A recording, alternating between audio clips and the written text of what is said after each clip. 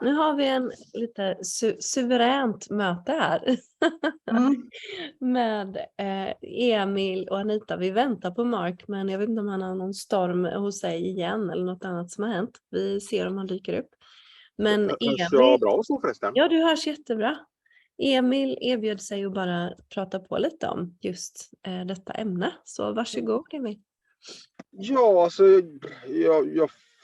vet folk överhuvudtaget vad det är vi pratar om när man säger suverän, eller är det mera hur man... Jag tror att du ska förklara det, för kanske inte alla som vet riktigt vad som avses.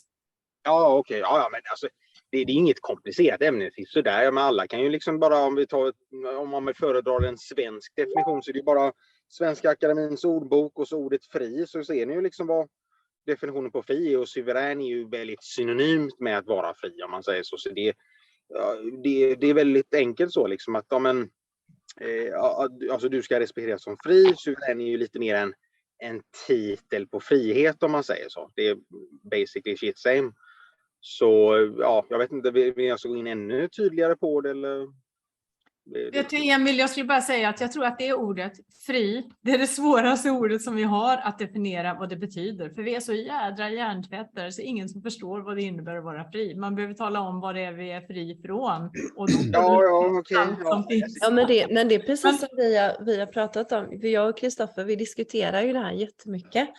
Och vi sa att man har ju inga förebilder för det är ingen som kan detta. Det är ingen. Alltså de förebilderna jag har, helt ärligt, det är Mark och sen är det Dolores, Mark Pytellek och Dolores Cahill. För att de lever det. Det är en annan sak att prata om det, men de gör det faktiskt. De lever detta. Och också det här som är grunden för mig, alltså act in honor, do no harm. Att verkligen kunna vara så själv. Det är inte lätt när man, som du säger, när man har blivit hjärntvättad till att man måste följa order, och många, alltså det är som en sandlåda. Jag är ju lärare, jag har tagit hand om massa barn och massa konflikter mellan barn. Och det är precis det som händer mellan vuxna också. För att man inte kan det här, act in honor, do no harm. Man kan liksom, ja men det är det här att, ja men det där var mitt. Nej, alltså det är sån här eller han sa åt mig att göra det här. Ja, men mellan barn kan man inte skylla på att någon annan... Du kan inte skylla på att Max där sa åt dig att slå Bertil, för att det är dåligt ändå att göra det. Alltså det är ungefär på den nivån vi är. Också som i det vuxna samhället liksom. Men, Hej Anders! Jag hävdar ju fortfarande, det är väldigt enkelt och bestämt att alltså det är ju så enkelt så det blir svårt, om man säger så. Och alltså, för en gångs skull så tycker jag väl att Svenska Akademin har gjort en halvbra definition. Nu har de ju typ 30 olika definitioner på ordet fri då, va? Men om man nöjer sig med de första ungefär då, så har de ju till och med bra historiska referenser. Jag kan ju bara ta en som ett kul exempel, att det var en grundlag ute i federalt system att ingen fri man kunde styras eller taxeras, det vill säga beskattas, utan dess eget samtycke. Wow. Så de själva lyfter upp den historiska referensen liksom. Men alltså, jag säger ju inte liksom att man ska stirra sig blind på definitionen, så själva får ju självklart komma någonstans underfund med vad konceptet fri borde någonstans innebära i slutändan. Men ja, skatt är ju definitivt ett tvång. Alltså, alltså fri innebär ju självklart utan tvång. Skatt och licens och allt sånt skräp liksom, det låter ju inte ganska fritt i mina öron i alla fall. Tack så mycket för tipset. Jag har laddat ner den här Svenska Akademins ordlista nu. Jag hade inte den, och de har gjort bra exempel faktiskt. Och alltså ordlistan, du har även ordboken då, men det finns ju på nätet. Det är ju alltså det är ju förkortat då, så det är Saub eller Saul. Så ja, det är ju bara att googla, så du kan ju bara skriva Saub och så fri, eller ordet fri, så kommer det då. Just det. Ja, men jag laddar ner appen, för tycker det är bra. Ja, ja, men alltså, jag tycker inte de är så här, för det är jättebra, för alltså, alla deras förkortningar är ju extremt, alltså de har jättemycket förkortningar i definitionerna, så ibland så sitter man liksom och, vad var det den förkortningen betydde nu igen och så vidare då, va? Så att, men i det här tillfället så, det duger, och om man vill ha ett svenskt exempel så, det är helt okej då. Och så, men så att alltså, ju samma, det fri som en fågel, fri att röra på sig, allt det där liksom, att bara för att du liksom går med, alltså om jag tar ett steg utanför min dörr här då, va, det är jag ju fri att göra, jag har inga som begränsningar, det är inte någon polis som skulle gnälla på det.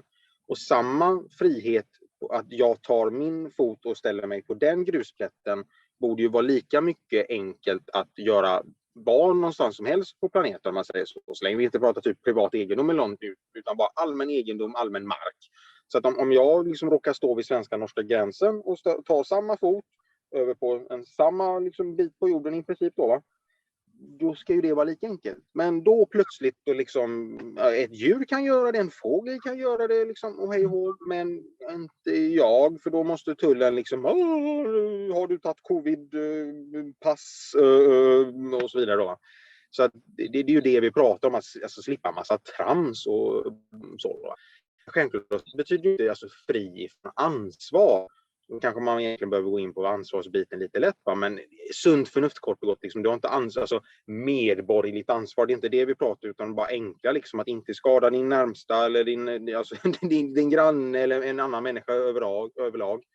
Inte, alltså bara generellt moralisk, inte lura, inte bedra och så vidare då, va. Men den listan är ju bara så lång med måste, om man nu ens skulle betrakta det, så måste jag tycka det är ganska naturligt uppenbart, så jag ser det ju inte som måste jag vara hederlig idag, vad jobbigt, fan måste nästan ta en paus först. Nej, det är ju bara gå upp och vara som en vanlig människa.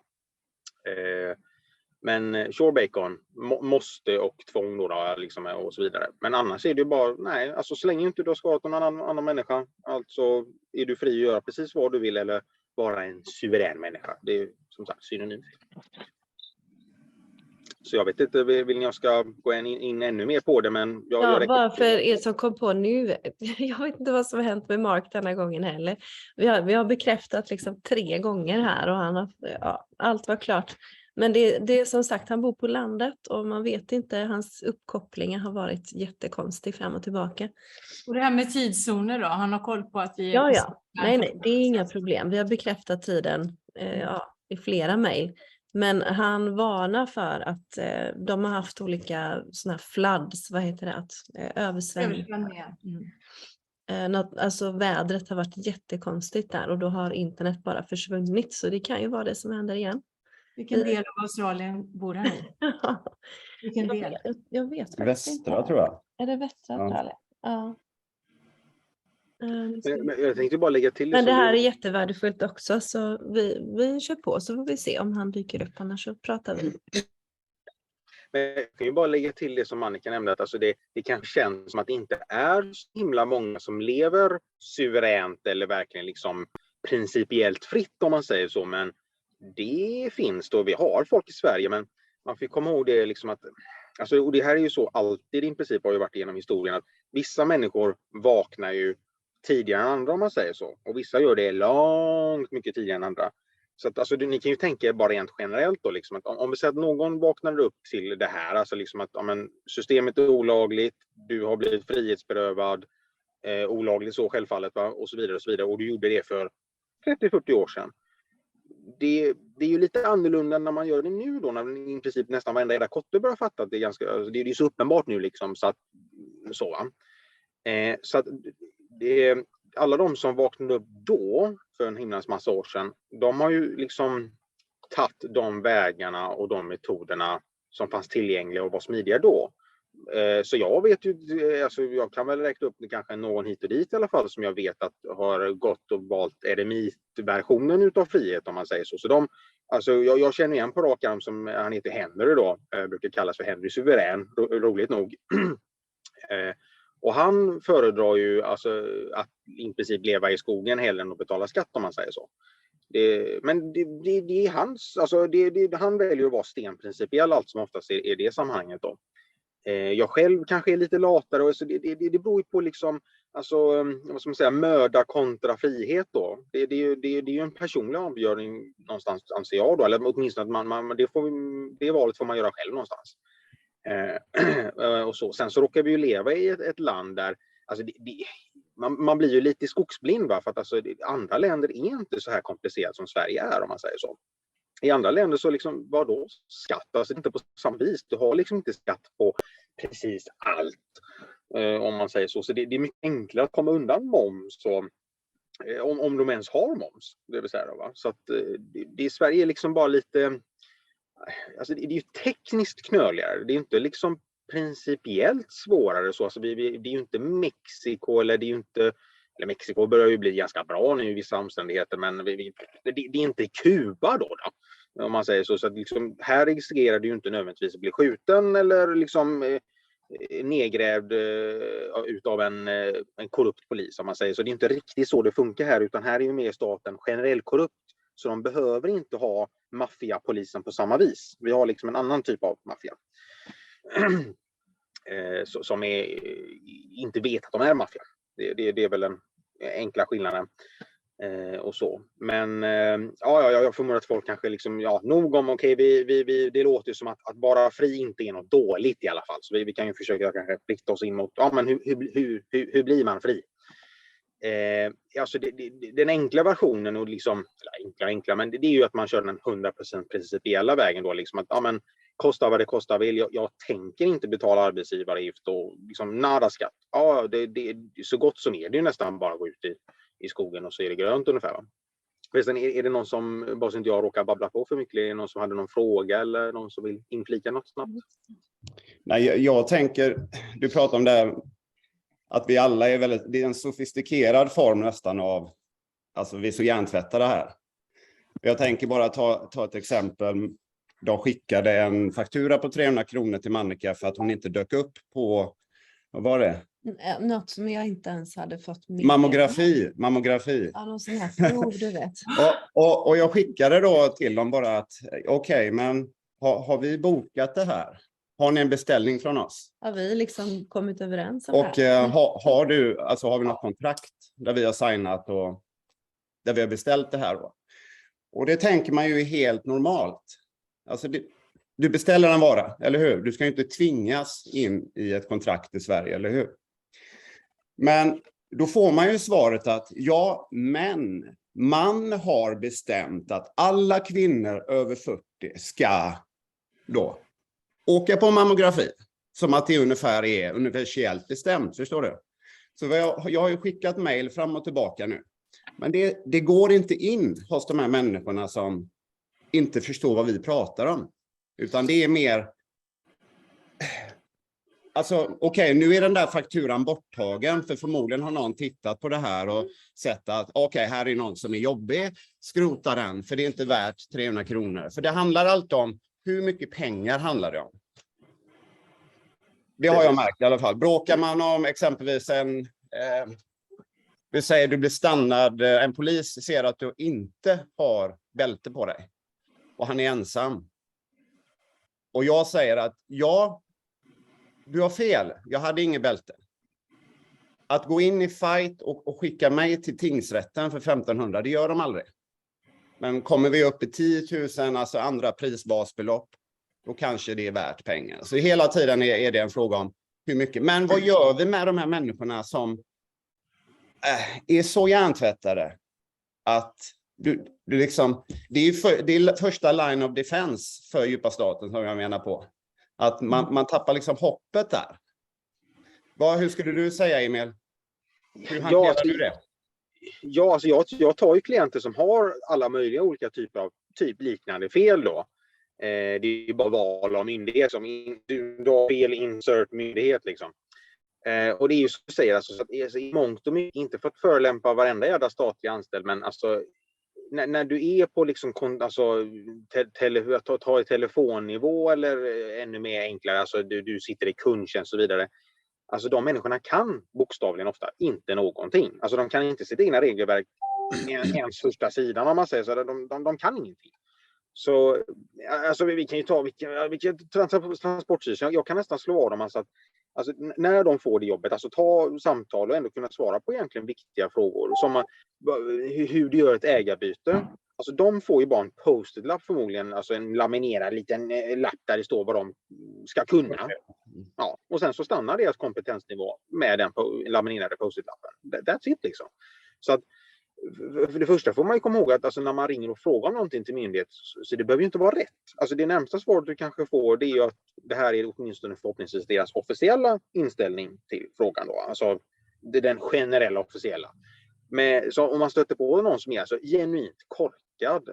Min metod brukar oftast bara men ta någon annan. Det är ingen idé att stånga sig blodig. Alltså vad är den där gamla quoten med liksom det är ingen idé att hålla på och tjafsa för mycket med en idiot, för att alltså, de har erfarenheten att vara idiot, så att de kommer bara dra ner dig på din nivå, så står man bara och gapar och skriker liksom. Så det är tyvärr, alltså, i det här landet så är det mer en taktisk fråga, skulle jag säga. Så självklart så är det ju bra att ha en baskunskap om sina rättigheter och kunna lite kontraktlag, är inte dumt det heller. Men när det väl kommer till kritan så det är liksom kanske 25-30% av liksom det som löser problemet någonstans. Resten är mångt och mycket tur, eller och bara att rätt människa som du pratar med helt enkelt, om man säger så, som inte är total jubelidiot. Jag håller med dig. Jag kan väl ta... Ja. Nej, jag skulle just säga det, många av de här sakerna, när man kommer in på det här med lagen och natural law så märker man att oh my god, det här makes sense. Jag förstår det här inne i hjärtat. Liksom. Det är liksom nästan som att den här kulissen rivs ner väldigt enkelt om man väl utsätts för det här. Därför menar jag har ju varit bekant med ämnet sedan 2008 kanske. Och jag skulle säga att när jag studerat det här, att det har haft en bra inverkan på mentala hälsan. För att det är som att du tar hem din energi och din kraft igen. Förstår du? För alltså, staten liksom gaslightar en hela tiden, tror liksom att du inte har några rättigheter. Liksom att men det kanske är helt okej att de liksom stjäl 75+% av min lön. Det kanske är liksom skäligt. Nej, det är inte ens 1% är skäligt. Liksom stöld är stöld. Jag skiter liksom, som polisen bara, nej men vi stjäl inte egendom, vi beslagtar den. Militären dödar inte människor, de neutraliserar dem. Det är bara ordböjande, så liksom, nej men så länge vi inte säger att det är en våldtäkt så är det inte en våldtäkt liksom. Ja, nej, så att i mångt och mycket det är bara en taktikfråga. Så jag kan bara dra upp som ett exempel, alltså det blir en anekdotbit då, men en klient jag har där, det spelar ingen roll vilken myndighet det är egentligen då, va? Men då var det gnäll om att min fullmakt med min klient inte var tillräcklig för att den inte specificerade en viss grej då. Och då är det som att, jag är ju van vid att de är liksom bara allmänt gnälliga, särskilt när det kommer till allt som har med vård att göra i det här landet då. Så alltså sjukvård, om man ska vara petigare, inte så mycket friskvård utan sjukvård. Så brukar de alltid gnälla på sånt här då, och det är inte nödvändigt uppsåtligt, utan delvis är alla de här människorna extremt rädda för att göra alltså så att de kan få juridiska konsekvenser fel, om vi säger så. Så då brukar de gnälla på sånt här då. Och då är liksom, jag vet ju att det förmodligen inte är för att de vill jävlas med mig, så då får jag ju vara lite kanske halvsnäll och liksom att okej, alltså jag låtsas som att inte jag vet någonting och jag kanske har missat en paragraf någonstans. Men då behöver jag ju veta i så fall liksom enligt vilken lag eller föreskrift eller skit, liksom vad är det ni baserar på att den är otillräcklig. Jag känner inte till någon som säger att jag måste specificera just den detaljen som ni vill ha i en fullmakt. Och då fick jag bara så, jag skrev liksom, alltså självklart så förväntar jag mig inte att du, madame handläggare, behöver svara på detta, om man säger så. Alltså nu ska hon ju kunna detta självfallet då, men ja, det är ju en idiokrati av version vi lever i, så att man kan bara förvänta sig så mycket. Så att då ger de möjligheten att men ni kanske har någon som kan lite mer än en verksamhet, jurist kanske, som vet någonting. Och då fick jag bara svaret, här har du numret till en jurist. Och jag bara, ja, tackar. Då kanske vi pratar med någon som är lite mer kompetent. Och så ställde jag bara samma frågor till dem då. Och hips, pluff från ingenstans, så var det ju plötsligt helt oproblematiskt med min fullmakt då. Och jag ska ha ett möte nu på måndag klockan 12. Så att det är liksom så ofta det blir då. Man får liksom mentalt massera dem lite liksom att men hur svårt ska det vara liksom? Vi pratar om mänskliga rättigheter i vissa fall liksom att men ni kan detta, det är liksom det så jävla svårt är det inte. Och så jag vet inte om det var en halvbra anekdot. Ja, det är jättebra, Emil. Du är fantastisk. Men jag tänkte bara eftersom Mark inte är här ännu, men essensen av det han pratar om egentligen. Vi kan ta det här med vacciner exempelvis som ett exempel då. Någon kommer till dig, någon myndighetsperson kommer och säger att du ska injicera dig med det här. Och Mark pratar ju om att vi lever i en kommers, alltså i en kommersiell verksamhet alltihopa. Och han menar på att det är ohederligt i kommersen att refusera eller refuse, att säga nej till ett erbjudande om kontrakt som ett erbjudande om vacciner är. Ett erbjudande om att vi ska ingå i ett form av kontrakt. Och han menar på att det är bättre att acceptera erbjudandet, men att ställa krav först. Så exempelvis, ja, jag kan acceptera ditt erbjudande om kontrakt om du först signar det här Notice of Liability, där ni får betala mig $10 miljoner per skada, etc. Så att man har liksom hederligt ändå gått in och övervägt förslaget. Istället för att bara säga nej, dra åt helvete. Ja, alltså jag förstår ju hans poäng där, sådär, och alltså då tycker jag, alltså om det här är en personlig strategival om man säger så, alltså jag brukar ju inte tycka vara liksom, ja, men alltså hur hederlig behöver jag vara, höll jag på att säga, så det tycker jag väl kanske är lite överdrivet snällt. Men ja, sure bacon. Och självklart, det gäller ju i alla sammanhang när det kommer ett kontrakt liksom, att, ja, man får ju kolla, men alltså, kontraktsfrihet har vi i det här landet. Men bara för att poängtera lite lätt, alltså Sverige är liksom, hävdar jag ganska bestämt att det är liksom ett kok utav många rättsområden, och så har man liksom bara blandat upp till samma gryta, och man bara liksom, jag vill ha lite utav det och lite utav det, och om det ändrar på sig då kastar de den grytan och så har de nya ingredienser från alla de här olika ställena och liksom bara anpassa sig felaktigt. Och så liksom, det är inte så att staten, alltså att de gör juridiskt rätt någonstans. De bara försöker i bästa fall få det att låta lite bättre.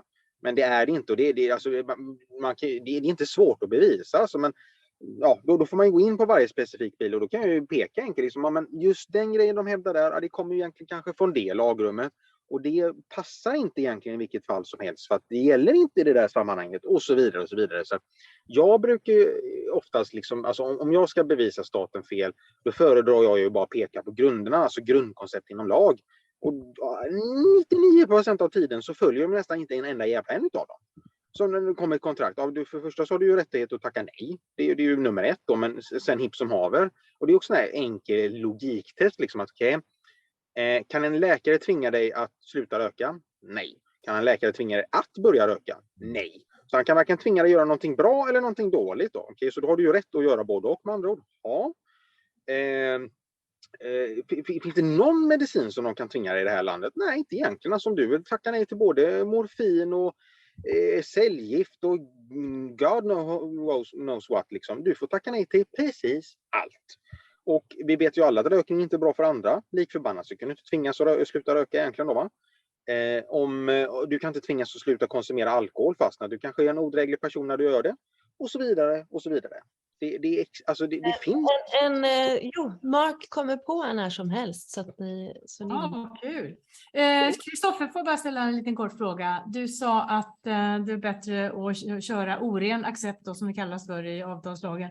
Notice of liability istället för att säga nej. Finns det någonting mer att utveckla kring det så att man förstår så att säga, varför det är bättre att säga jag accepterar om...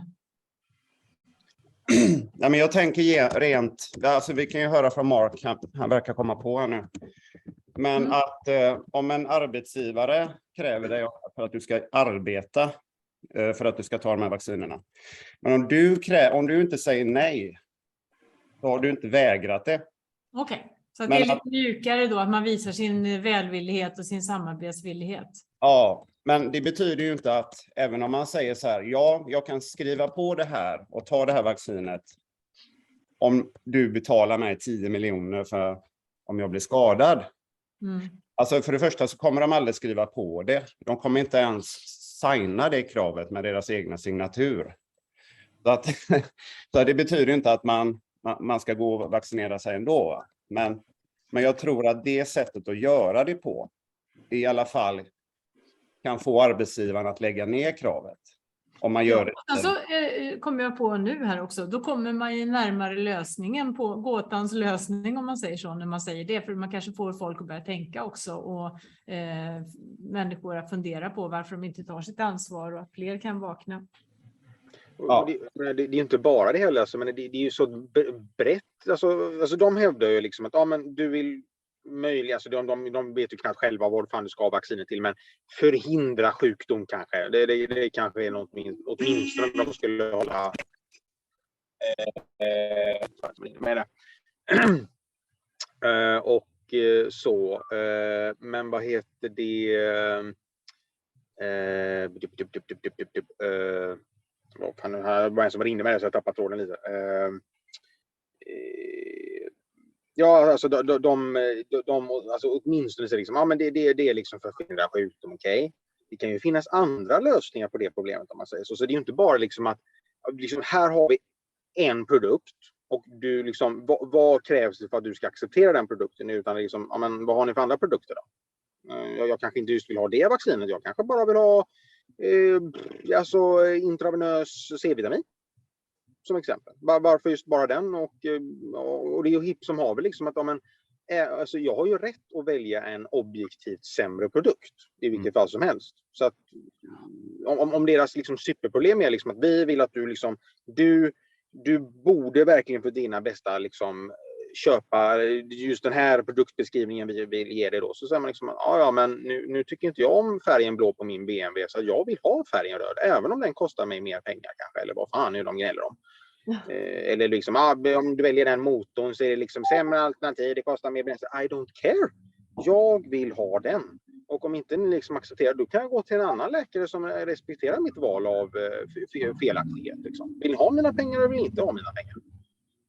Så att, det är samma där, vill ni ha min signatur eller vill ni inte ha min signatur? That's it. Då har jag en fråga till Emil innan Mark kommer ombord här. Och det är har du gjort dig suverän i alla sammanhang? Eller går du in och ut? Eller kan du berätta någonting om din situation där? Jag är ju en sån som föredrar att liksom se det som verktyg. Så jag använder ju alltså personverktyget när jag känner för det. Det är så jag väljer att se på det. Liksom att det är liksom inte konsekvent någonting då. Alltså självklart, om jag hade fått liksom verkligen gjort det enkelt för mig att bestämma, så hade jag ju hellre velat ha utan det än att behöva använda det alls, för det är liksom ett kastverktyg i sig. Men under rådande omständigheter så är det i vissa fall och grejer enklare då. Så att exempelvis om jag väljer att jobba vitt då, eller alla vet vad jag menar, jag säger svart och vitt inom jobb då. Så om jag väljer att jobba vitt, då brukar inte jag liksom åbäka mig på att hålla på jättemycket och greja med så att jag betalar så lite skatt som möjligt. Men när det kommer till andra saker som jag har funnit enklare för min egna del, det är ju exempelvis inte betala trängselskatt och alltså massa bilrelaterade avgifter eller annat, alltså parkeringsböter, trams och sånt där. Det har jag gjort mig så gott som immun mot då.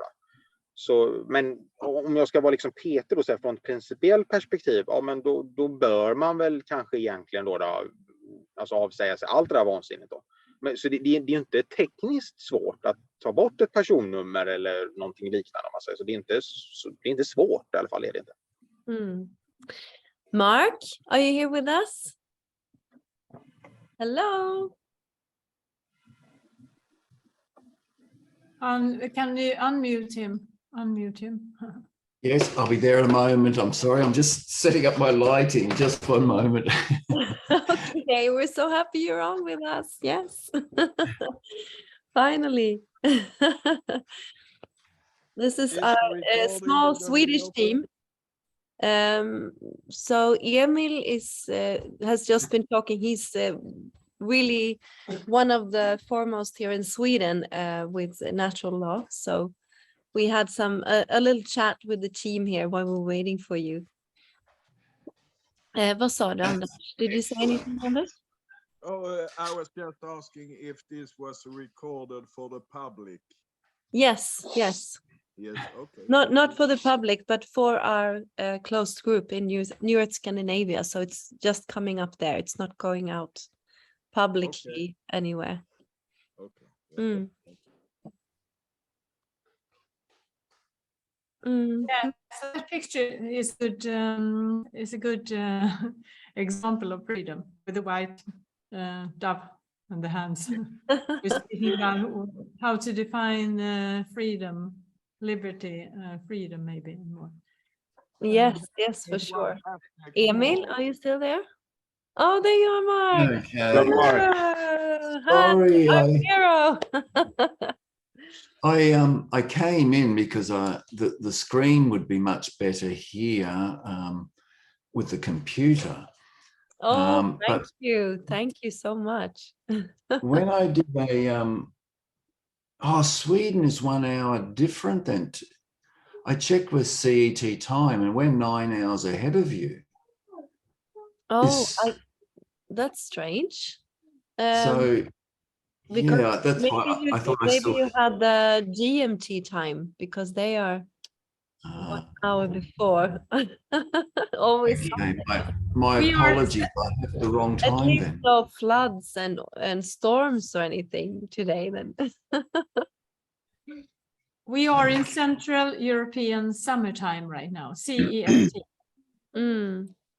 Or maybe CEST or something. Yeah. CEST, Central European summertime. GMT plus one, right? I'm just trying to get the screen bigger. Oh, that's better. I've got you finally. Now I can see you. It was a little box this big. Hi, My Mark. apologies. How are I'm you? late. No worries. Oh, don't worry. Don't worry. We had a big day too. We're finishing off a house, and we're madly preparing for the plasterers to come in on Monday. So I thought I'd better come in, have a quick clean up, and here we are. And we moved this office. We just moved to on. When was that day? Wednesday. We came here on Wednesday.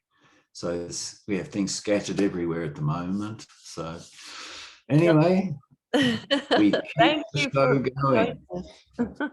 Are you in Western Australia? No, I'm in northern New South Wales. Northern New South Wales, okay. On the east coast of Australia. Yeah, so Right. really welcome, Mark. I'm really sorry, but I have to jump off in about 5-10 minutes. It's the Swedish elections, and I'm actually having an interview, a big interview. So, but Christopher is here, so he's actually Hi, Christopher. the expert, you know. He's the guy that held off, you know, the whole Swedish police corps in the rallies and everything. So. Yeah. You keep repeating that. Yes, I do. I'm proud. But this is for, you know, for the New Earth Scandinavia initiative, which is, I think we're in the group around 700 people that want to learn about sovereignty. And so this will be sent out into that group afterwards. And it's also about creating communities all around Scandinavia. Very good. And we had Dolores on, you know, last week, and discussing actually how to set up sovereign states within states, you know, so that was really exciting. I can send you that afterwards also. I mean, that lady, she's actually doing it, you know, in Ireland. She's a whirlwind. She's very, very active. Terrific. Yeah, she does it. And I just said earlier, I've so admire both you and Dolores, because you, like we said, we discussed that we don't really have any role models today of people who live in the way of act in honor, do no harm, and that live this way. And I think both you and Dolores, at least for me, you're such role models in this area. Thank you. There's a lot of talkers, I would say. You know, we came across a process in 2005 called honor dishonor, and I've been teaching it since then.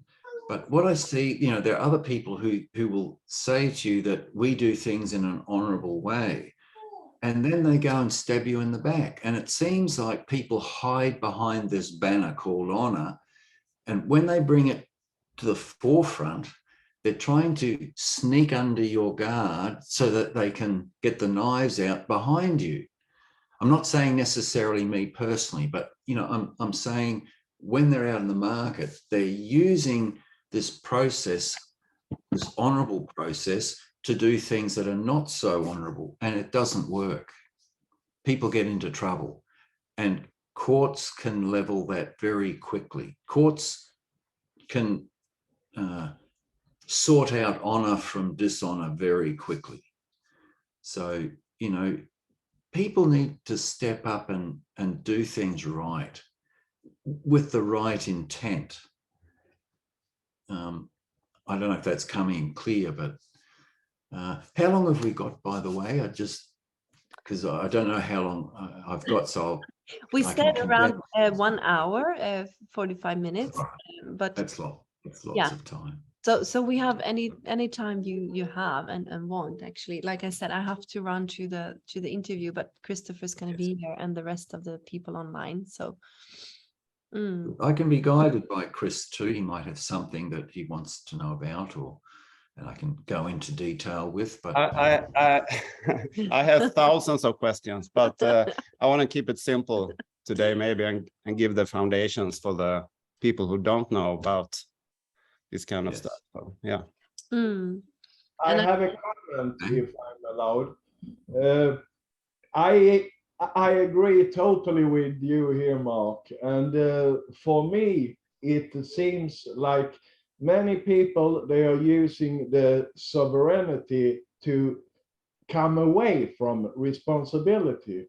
And I'm talking about speeding tickets, parking tickets. That's the only thing they are concentrating on. They are not using it for good, for everybody's good. They are using it for their own good, for their own benefit. And that's need to change. Yeah, I see it quite commonly in the Christian movement. And Christianity is already an adulteration from what started with the Messiah. I won't go into that area, but particularly the latter denominations of Christianity. There's a big one, and the fastest growing, and maybe the biggest now after Catholic Church. One hears about Pentecostalism, and I'm not denominational. I'm a man of faith, but I'm not denominational, because denominations are man-made, and they're usually made by the same people. But I noticed with Pentecostal, I went to a lot of different churches, especially my youth, looking for answers. And I didn't find many informal church, but with Pentecostalism, they have how should I say, not theories, they have concepts such as that are gray areas. The Creator is very precise. Things are white and they're black. They're not gray. They don't, for example, the Creator doesn't like lukewarm people. Either fire, you have fire in your belly and you're passionate, and you can be passionately wrong, but you have fire, and that's what the Creator likes. Someone who can be cold and calculating, of course, that's evil. And, but people know where you stand when you have, when you're cold and calculating, or when you have passion for something good or evil. But when you're gray and, you're wishy-washy, that the Creator has no stomach for. And to come back to Pentecostalism, one philosophy is that, you're saved when you express that you're a party of faith. But it isn't just faith. It's faith and works. The Bible's clear on that. And what I hear from those that are Christians with that persuasion, they go out and they use that. They're saved, so it doesn't matter what we do, because we're saved. All we have to do is apologize. So you do the wrong thing intentionally every day, and then at night time, you apologize and you ask for forgiveness, and then tomorrow you can do it again. That's not what the Creator was saying. That's what I'm saying about a grey area. It's false philosophy.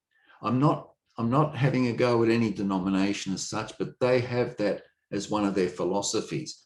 Faith is not sufficient. You know, your works reflect your intent. That's very important. Anyway, we can go on to another subject. You mentioned about, Christopher mentioned about sovereignty. It's a bit of a word, but the world knows or relates to sovereign or sovereignty. But if you have a legal dictionary, I just brought my Black's one down today, but I have 4 or 5 legal dictionaries. And the word sovereign can have there are several meanings depending on which dictionary you use, and maybe when you Wikipedia, but overall a sovereign, if I was to sum it up, there are 2 main ones. One is an underlord, like the kings and queens of the countries where the 12 tribes migrated to, and they retained their, well, not today, a lot of, you know, some European countries still have their king and queens, but not many. They were deposed, and we all know who by. But they are sovereigns. And by legal definition, a sovereign is someone that's royal, king, queen, prince, maybe. They have a territory. They have a territory to defend. They have a standing army. They have their own monetary system. They have, there's a few things in the definition of sovereign. The other key definition is, as I mentioned, an underlord, and we're not underlords. I think it was in John that said that we are the sons of the Creator. I don't use the word God, G-O-D, because those words together actually mean the adversary. I learned that from a linguist. So the churches are teaching everybody to pray to God, the deceiver. It's really clever, you know. I use the word Creator. You know, I don't, you know, they say Yahweh, some say Yahweh, some say you are. I don't know. I'm not perfect, you know. But we are actually overlords, you know, along with the Messiah. We are sovereign, S-U-V-E-R-A-N. But most people wouldn't know that. And it's not in the legal dictionaries, not for a long time. So I get when people say, oh, we're sovereign, and I can relate to it and I can talk about it, but I'd rather say, are we not sovereign? Are we not overlords? On the same level as the Messiah was. He was the son of the Creator too. And we're sons of the Creator. The Bible's very clear on it. So we're sovereign. Anyway, that's enough about that one, I guess. Oh, it's great. So a lot of these topics are actually related back to the teachings of Christianity, you can say. They are. Yeah. A lot of the processes we teach actually are based on the scriptures. A friend of mine opened my eyes back in 2004. He was a key fellow in New Zealand. He said 2 things. One is, look at the definition of the rules of equity. And he woke my eyes up because, you know, we're all common law rednecks, you know, we're aggressive and, you know, we blah, blah, we're making statements, making claims, doing all the things that we thought was right, but was not right. And there are 3 areas of jurisprudence. Any good book on contract explains those 3 different realms of law, jurisprudence. There is the rules of equity, the rules of the common law, and there's legislation, or if you like, statute and acts, which is government legislation. And that is not law, that is legislation. And in the Commonwealth countries, you may have things in Sweden, similar legislation in Sweden, but in the Commonwealth countries, there is a Judicature Act. And within that act, there's a paragraph that says, to the extent of any controversy between the rules of equity and the rules of the common law, to the extent of the controversy, the rules of equity prevails. So one is clearly superior to the other. Now, common law, well, they say originates in the UK. It was case law precedent. When communities were growing all throughout the United Kingdom, they wanted to harmonise or standardise the laws across the UK. So maybe 1200 years ago or thereabouts, they began forming common law courts by having courts where a judge and a jury made decisions. They had very narrow application.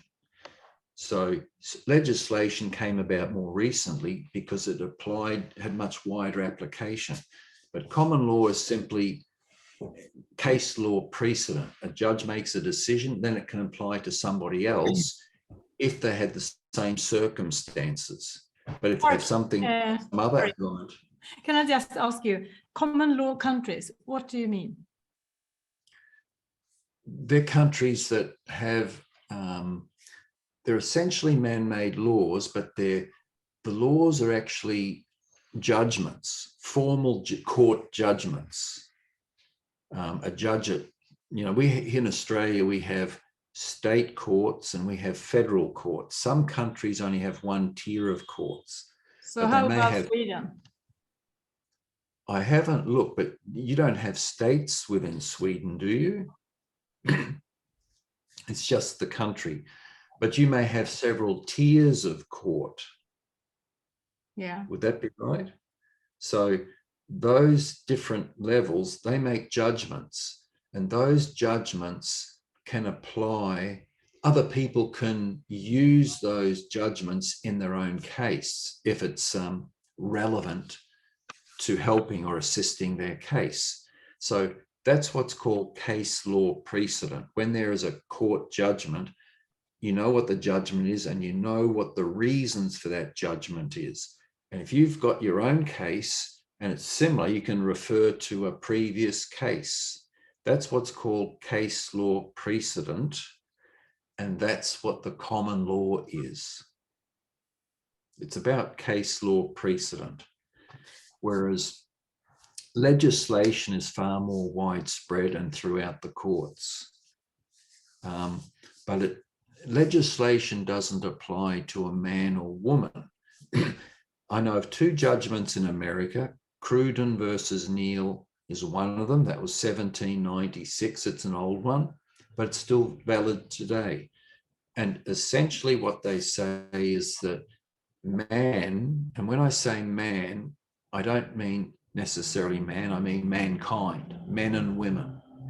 Man is not subject to any law other than natural law. Natural law is what the Creator made, the earth, the sea, and all that in them is. And it includes the 10 Commandments. So man is not subject to any law other than natural law, the Creator's laws. The second part of that paragraph was man is not subject to any man-made institution without his consent. What that means is that if there are government entities or corporations, man is not subject to government or corporations. Those are constructs, they're thoughts, man-made thoughts are government and corporation. That you can't speak to a corporation, it's dead. So man is not subject to the dead. The Bible's much more precise. It said, let the dead bury the dead, because you can't mix jurisdictions between the living and the dead. How do you get the courts to recognize you as a living man, so to speak? Good question. And because you talk a lot about the affidavits, don't you? That you beforehand. Or declaration. Your declaration, yeah. Can you speak about that? Yeah. can I come back to that in just one moment, Chris? Yes. Because we talked about legislation, out of the way, common law, we talked about that, but we didn't mention about the rules of equity. And equity, the legal definition, is what is fair, what is just, and what is equitable. Equity is EQUITY, the rules of equity. It is a part of contract or agreement. A contract must be equitable. If it was not equitable, you would not go to contract. If it favored one party against another, you wouldn't contract unless you got a gun to your head, but that's not equitable. That's not a valid contract. So rules of equity prevails because it's fair. Somebody has a product, you want the product, they want your money. Someone has a service, you want the service, they want your money. So you might negotiate, that's fine. But when they say, yep, that will do the deal, both parties are happy. It's equitable. That's why the rules of equity prevails. And a number of times I've gone into courts and I've said to the judges, what law prevails in your courtroom? And they've been honest. Some of them have been honest, some have not. But when they're honest, they will say what two parties agree to. What law is that? Agreement, contract, rules of equity. Equity prevails, rules of equity prevails. And the scriptures, New Testament, teaches you about the rules of equity. They just don't use that language. The Messiah taught people how to communicate properly, but the churches don't teach it. The churches cannot teach it because all churches, nearly all churches, are registered to the state, to the country, which means they serve another master. When you register, like when you get a license, are there terms and conditions with that license? Yes, you have to comply. Do you part with money?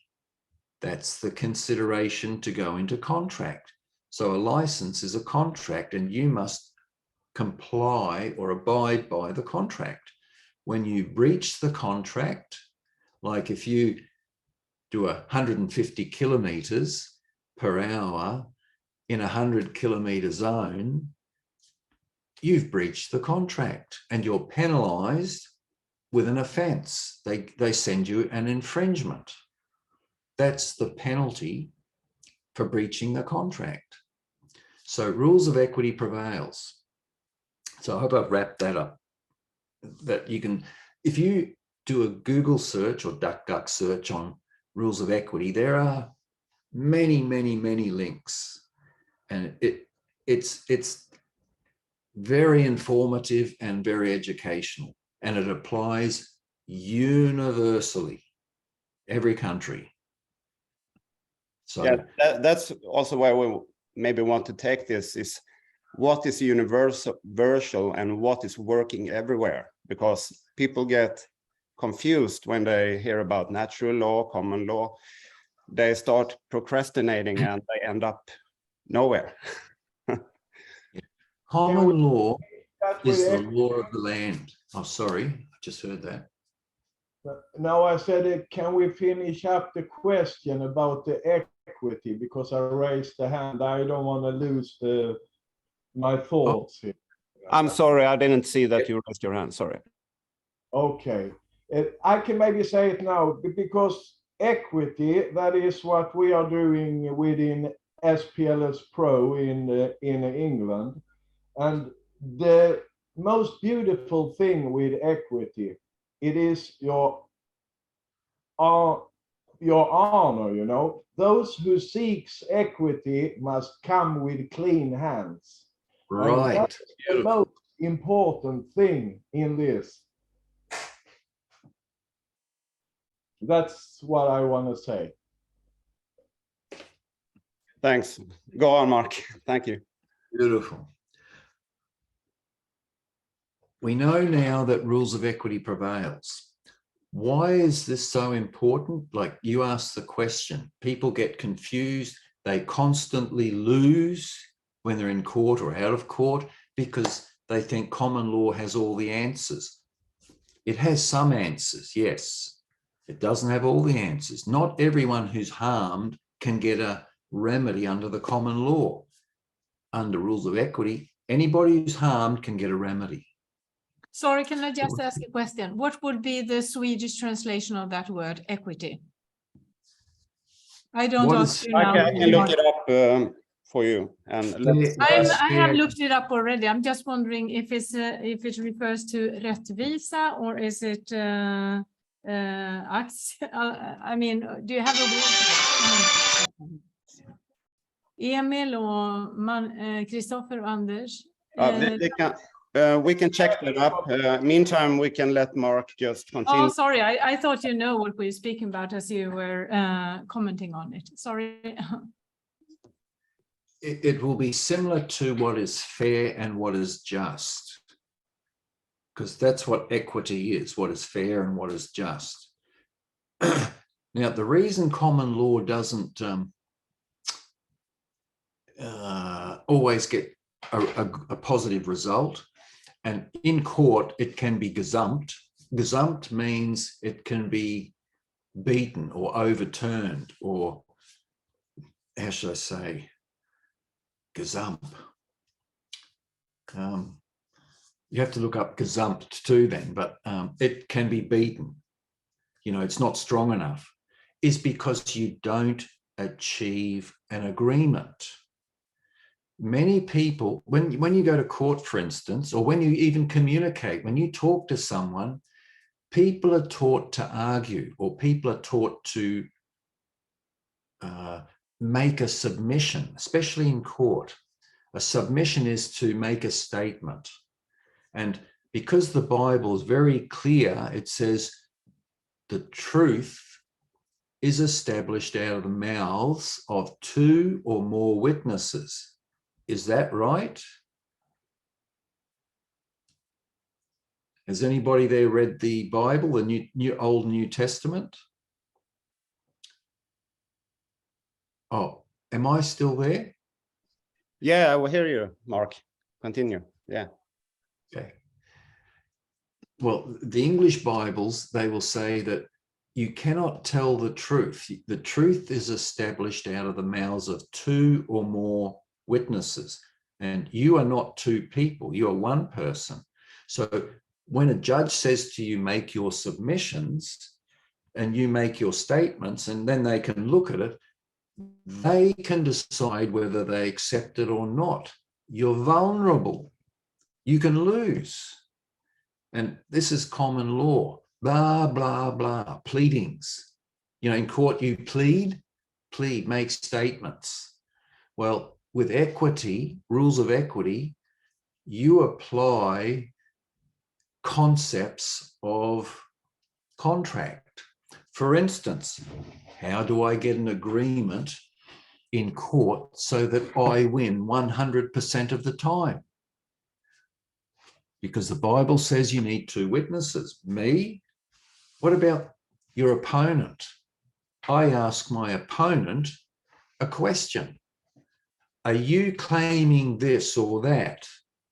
For instance, the last few years, I was mainly, stopping mortgage foreclosure or dealing with large tax cases. People who've got money, they actually paid me. I was never commercial, but the last 2.5 years, I have a girlfriend and, it's time that I make some money too. So I took the bigger jobs.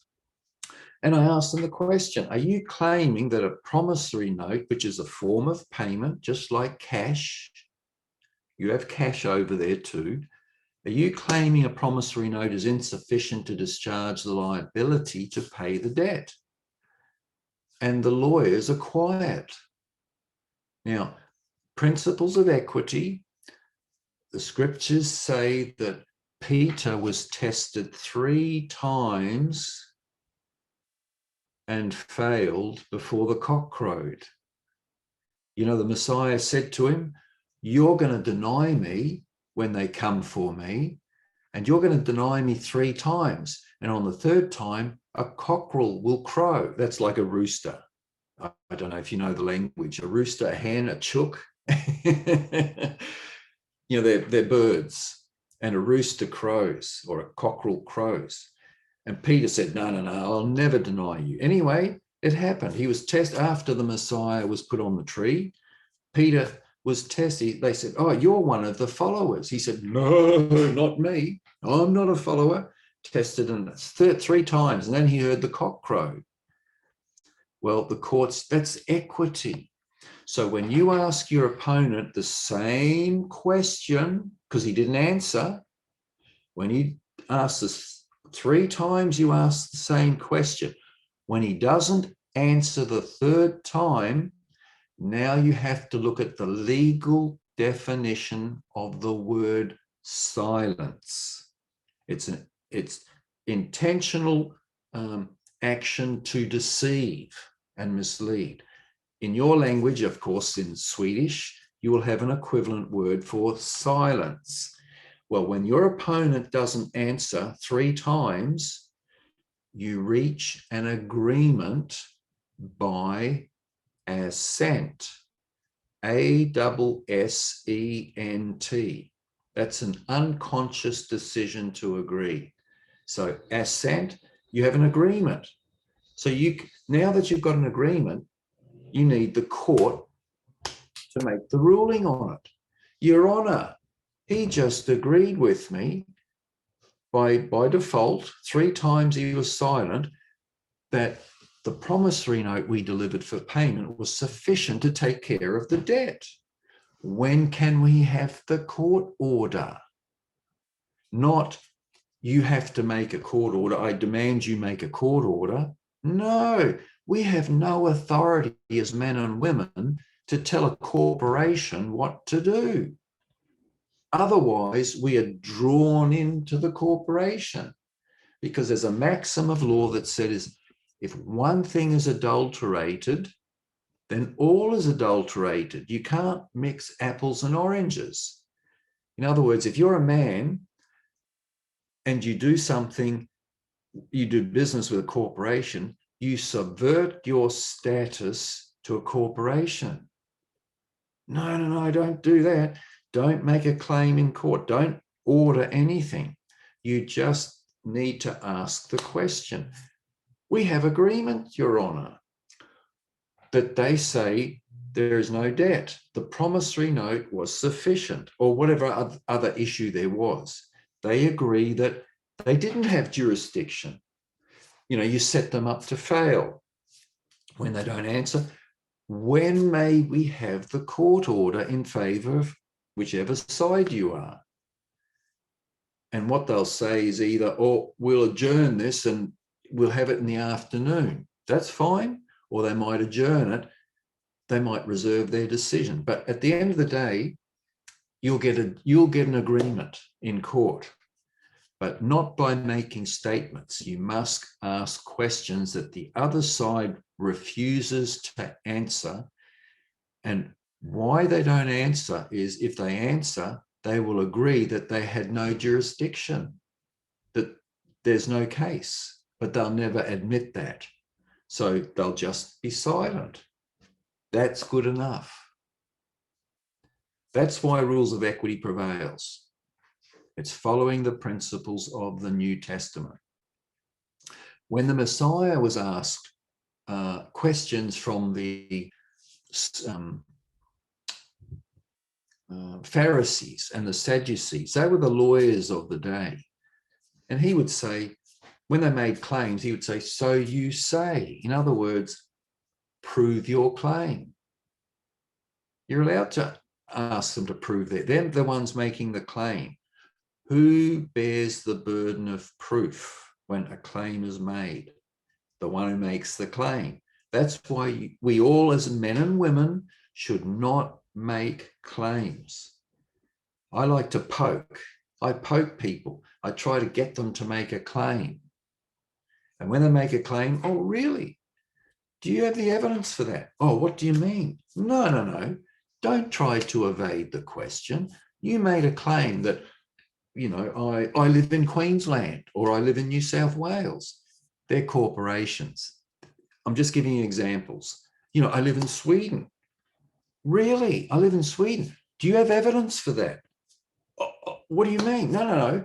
You said I live in Sweden. It might be a police officer, right? I live in Sweden. Do you have evidence for that? Where do you live? Outside of Sweden. Am I not a foreigner? You know, you live on the land. That's not Sweden. Sweden is a name. Do you see what I'm saying? Be very, very careful how you answer. Never make claims. And then they'll say, well, okay, if you don't live in Sweden, here in Sweden, you can't do this or you can't do that. Be on your way. You know, so we incriminate ourselves and we have to learn not to do that. Now, I'm not talking to Chris necessarily. I'm sure Chris knows this, but I've done my fair share of those too much talking in courtroom. So I know what you mean.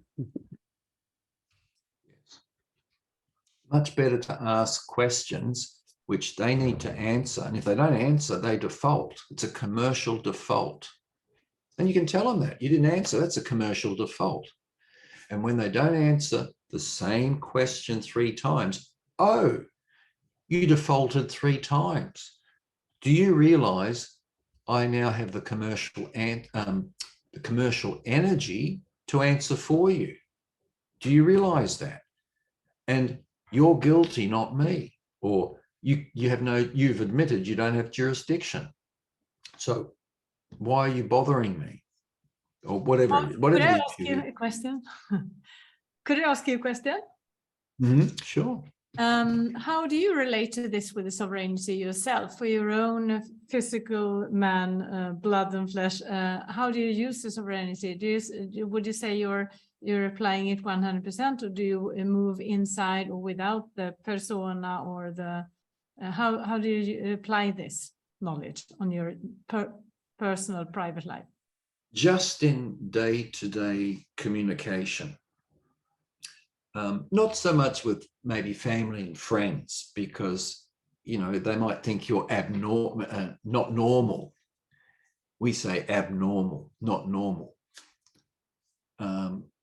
But when you're dealing with public figures, people who are employed in the public realm, government, departments, agents of government, corporations of government, that's where you apply mostly. Also with other corporations, they may be non-government corporations, you can deal with those too to settle matters. Am I still coming across okay? Because I can see the screen has frozen. Yes, fine. You sound great. Okay, I was going to say I can hotspot and it shouldn't happen, but yeah, we've moved and it is better here, but still not perfect. Do you have Aboriginal friends, Mark? Yes, some. Do they apply, the ones that you know, do they apply this on their lives? No, generally they don't. They have their own native laws, actually, and that gives them quite a bit of power too. Yeah, they can use you know, original law, and they're outside of the jurisdiction of the corporation. That is recognized. If they did learn what we teach, they would be much stronger. You know, people have to do what they want to do. So Mark, could you talk a little about the process of, for example, how we can approach if you are forced to go to court, for example? What's the best, most universal way to go about it? Okay, well, I might have to ask a question first, and that is, are we looking at a civil matter, or are we looking at a criminal or quasi-criminal matter like traffic? Yeah, I'm talking not so much like you have a injured party so to speak, but you have the state requiring you to defend yourself for a speeding ticket, for example. Okay, that's a good point. Over many years, I've learned many strategies. I've learned a lot of wrong ones, and I've learned several right ones. And there are far fewer right ones. If you're looking at the very quickest way of settling a matter, I would suggest a process called the non-consent process. Again, it's related back to the scriptures and comes to the rules of equity. It's non-consent essentially means that you don't consent to doing business with any corporation. So if there was a matter already, you've been given a notice to appear at court, or a subpoena to appear at court, or a summons to appear at court, then I would attempt to get an agreement in place before you go to court. And it has to be in writing. You would notice the other side. If it got a speeding ticket, for an example, write to the party that issued the ticket and say, do you have evidence that you have jurisdiction? What's the source of your jurisdiction, and how does it apply to a man or woman? And they won't answer. They never answer. They can't, because it would incriminate them. They have no jurisdiction. But after 3 demand notices, you send them a demand notice and they won't answer. So 2 weeks later, 3 weeks later, you nominate the time 3 days later. If you're in a hurry, if there's an urgent matter, you allow 2 days for mail, 3 days for them to reply, and 2 days for them to send mail back. That's a week. So you can send your second notice if there's an urgency in a week's time already. But usually under legislation, you allow 21 days or 14 or 21 days. If you have a court matter that's only a week away, then you can ask for an adjournment at the hearing. When you appear before the court, you simply say, look, sir, my matter is with some lawyers and they haven't had time to look at it yet, and I seek an adjournment today. And you'll be granted an adjournment just like that. Maybe even a second and third time if you need it. You're entitled to have legal representation. The law, their legislation says you're entitled to have legal representation. Now, I never have it, but if I need to buy time, I'll ask them for it. So the reason you want the extra time is to finish your 3 notices. You want an agreement in place that they didn't answer, therefore by default they agreed they have no jurisdiction. And those 3 notices you would exhibit to an affidavit, and you would file that at the court before the day of the hearing. So the magistrate or judge has a record of paperwork, and he can read it and see that there's an agreement of the parties. By rights, they should make a judgment in your favor, just dismissing the case. It's a backstop to rely on. But when I go into court, I don't say that I'm a man. That's too much truth. And the courts do not like the truth in court. They'll tell you the truth is on the moon. Don't bring truth into the court. They rely on the facts, not truth. So don't bring the truth into court. You can bring it in a colorable way. That is, by how you speak, the court will know that you're a man. For instance, as soon as they call out, Mr. Smith, you walk up and you say, sir, with respect, I answer to that name. Most people say, yes, I'm Mr. Smith. That means you're a corporation, because a name is a corporation. Now you're subject to legislation. They have jurisdiction over you. But when you say, I answer to that name, that means you're not the name. You only use it as a way of communication to address you. Is it to know say that you're the authorized representative of the name? You could, but that's a little bit too truthful and revealing. Yeah. What, you know, if you let it go quickly, I answer to the name, then it goes past all the other people in the courtroom. And the judges or the court officers will deem that you're interfering in their business, which you're not allowed to do. You know, if you're educating everybody else in the courtroom, you're interfering with their business. And the law doesn't permit a third party to intervene in an agreement or a contract. And by you expressing that, you're actually interfering. So it's better to do it in a colorable manner, and the courts like that. They'll let you out. So, you know, Your Honour, I'm here. I answer that name and I reserve all my rights. Well, a corporation has no rights. Only the living have rights. So by what you say, you alert them to who you are, but you're not alerting to all the zombies behind you, you know, all those who don't know, the people who are asleep. So, you know, I reserve my rights and waive all benefits and privileges, and I'm here out of necessity. And what the words? It's, you know, I haven't been to court for a traffic matter for many, many years because I've gone on to much bigger things. I'm only, this is important too, I'm only here under duress, that means under pressure, duress and threats of menace, because if I don't turn up, they might come and collect my body and bring me to the court, maybe break my bones or even kill me. I'm here under protest because I don't consent to doing business with them. And I don't consent to doing business with that party. I don't consent to doing business with the courtroom. And the judge will then come back and say, well, we don't need your consent.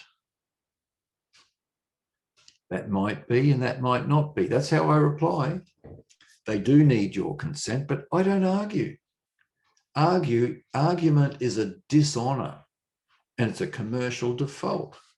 Sir, that may be correct and that may not be correct. But I'm expressing for the second time now that I don't consent to doing business with this guy here and the informant, and don't consent to doing business with this court either. Are we done today? And he'll say, well, we're going to read the charges into the court record. So you can do that if you want to. I have no jurisdiction here.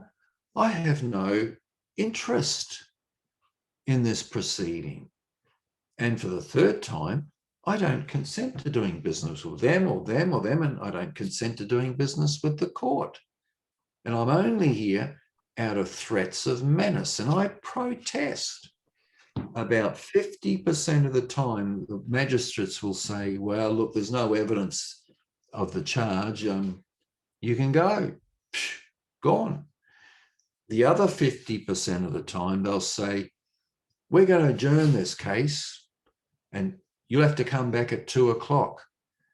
Well, if you're quick, you would say, I don't consent to that, but he's already made the decision. That's fine.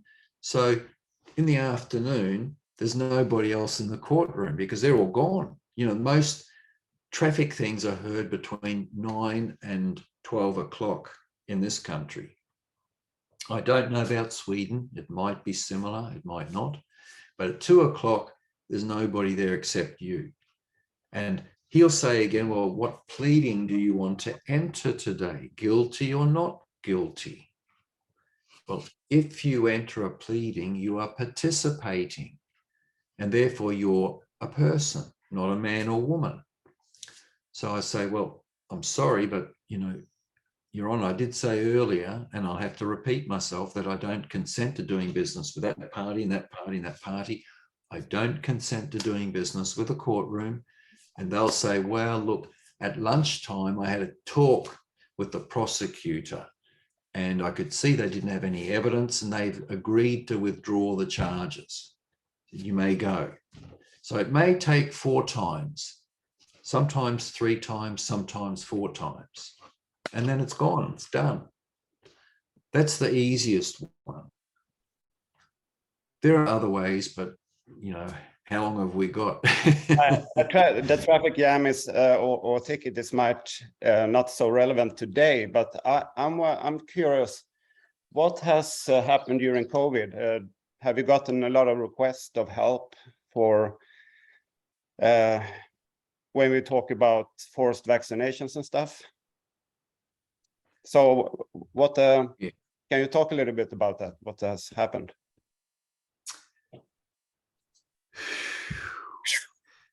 In some areas, and COVID is one of them, the lockdown, we've probably been approached by more people in the last 2 years than the previous 20 years combined. But this year I have done very little personal work for people. I've chosen to get more of our successes and our processes online onto our website so the whole world can use it. Because we have thousands of successes, but you know, I can only help maybe 100 people a year, maybe 200 people a year myself. It's not going to help millions. The website will. So we do have one resident lawyer, ex-barrister. He does help people. We can't find good people who will assist us to deal with the volume of people that come to us. And on our website, we say that, look, Mark is not available, but just recently I do 2 appointments a week. That's all, because I'm very busy. I just can't cope. But till last year, when we had waves of people, I book in what I can and help as many as I can, but the majority can't get help because I can't help that many. I have 2 hands. But when I target the ones that I want, for instance, this year, we had a lady that was going to lose her job. And I thought, I need to do a webinar on this. So I'm going to use her as an example. And she had a meeting coming up with the personnel manager of her company. So I set up 20 questions and I was on the Zoom call. I was not allowed to speak.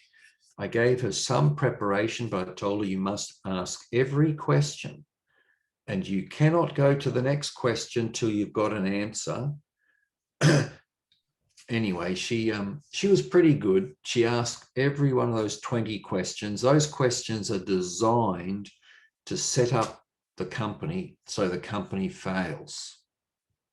You know, I call them setup questions. She was good. She got through all 20, and the interviewer came back every single time with mainly the same answer. Look, you know, I haven't got the answers for that. I don't need to answer that. We have a policy with this company. The company policy is you must have the jab unless, you know, to have the job, otherwise you have to go. That wasn't the answer to the question. And she didn't get any agreement.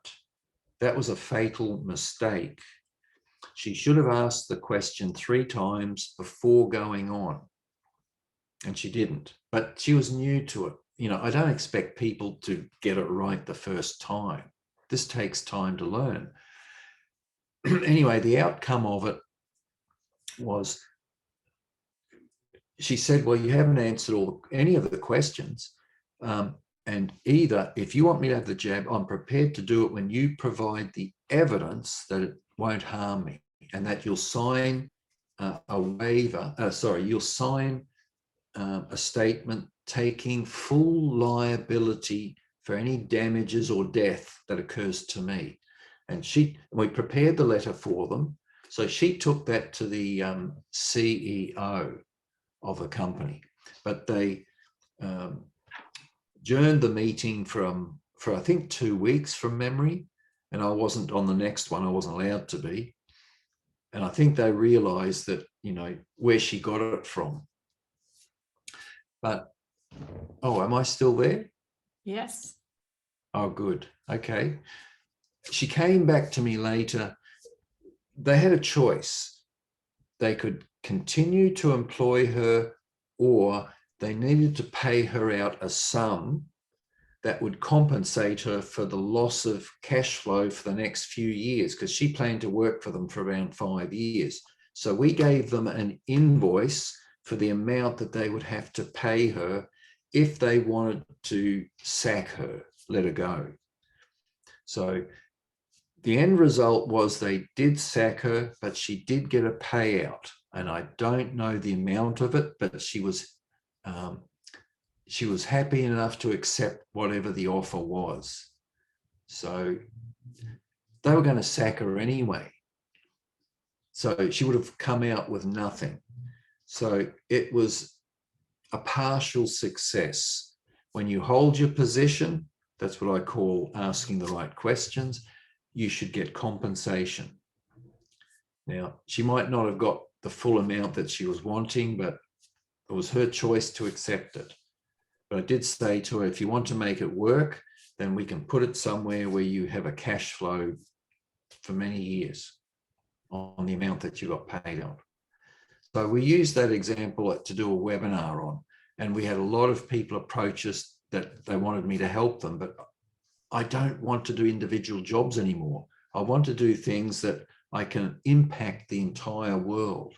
We have some processes that we're preparing. It's going to take me, some of them a few months, some of them 6 months, and some of them a year before they're online.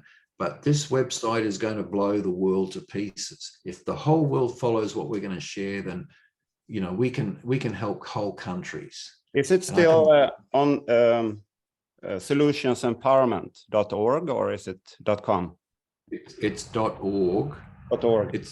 We only launched it about nearly 2 weeks ago,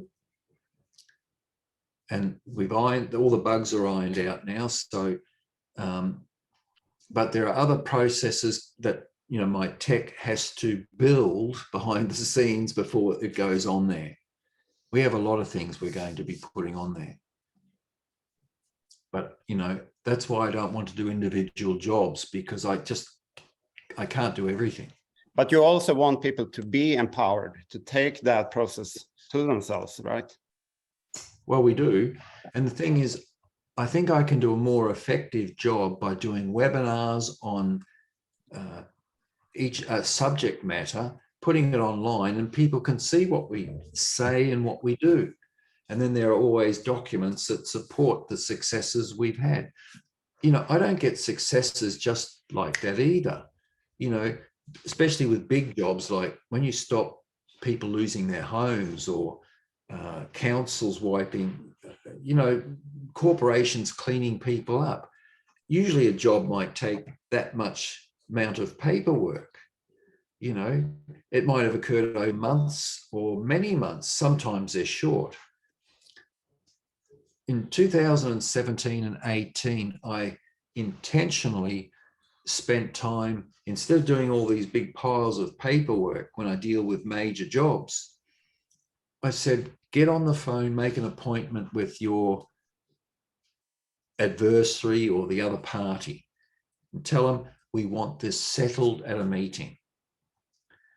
We use the word settle, not pay. That's a different word altogether, isn't it? But they misread that and say, you said, at the meeting, you said you were going to pay. I would say, oh, I don't recall that one. Do you have a recording?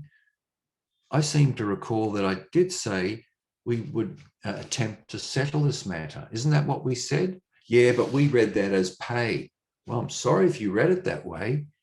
Is that intentional and misleading? Intentionally misleading? Well, they mislead us.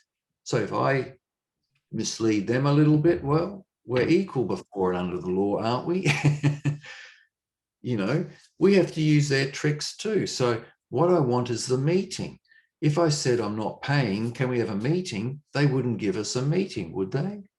So we want to settle this quickly and on the day. So when can we get together? And they always give us a meeting. Well, I would have done maybe, 12, 20 meetings in each of those 2 years with 100% success rate. Meetings are fabulous.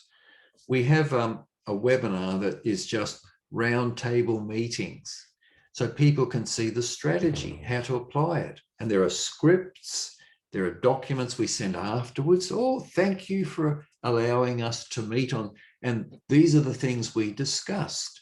And we noticed that you did not answer these questions. Here are some more questions, and we'd love you to answer them. We direct you to answer them. And if you answer them, then, you know, maybe we can pay the amount that you claim. But until we see evidence, well, you know, we'll take it, if we don't see the evidence, that it's settled. And it always settles, every time. I don't care if it's a $5 million or, you know, $100,000. I don't care the amount. The principle is the same universally, because it's all about rules of equity. I don't normally bother with legislation. I do use a little bit of legislation against them, not for me, against them. For example, the last few fishermen in New South Wales, Australia used to have a huge fishing fleet. That's gone. Most of our industry's gone. You know, the last 30 years is gone.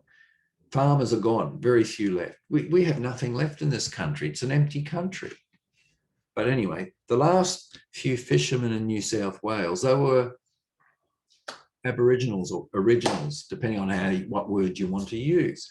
They'd been to my workshop some years before. So they were using some of the material and holding off the state. The state wanted them out of the industry. They offered them $20,000 for $2 million worth of equipment. That's how they get rid of people. They make them broke. They sank their boats. They paid mercenaries to come in and sink their fishing boats. Terrible stuff. This happens all over the world, by the way. I get to see it because I'm in the industry. You know, Australia's got a corrupt government. Every country has, really.